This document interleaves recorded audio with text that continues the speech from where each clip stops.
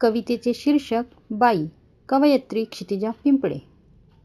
धुनी भांडी झाडू पोछा सुटत नाही बाईला, रविवार असतो सर्वांसाठी सुट्टी नसे आईला.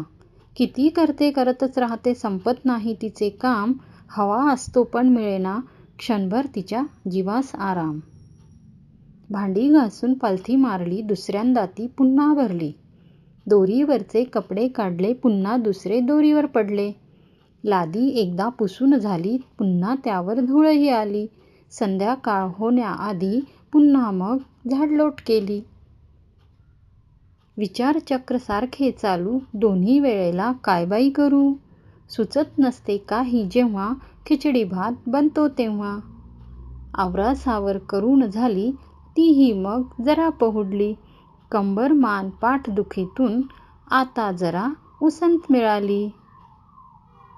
पाठ टेकताच लागतो डोळा, बाहेरच राहतो पिठाचा गोळा. गजर होण्याआधी ती उठते म्हणून सर्वांना वेळेत भेटते, चहा नाश्ता सर्वांना देते स्वतः मात्र तशीच राहते. उपाशी नको कुणी जायला म्हणून तिची धडपड सारी, तिने काही खाल्लं का कुणी कधी ना विचारी.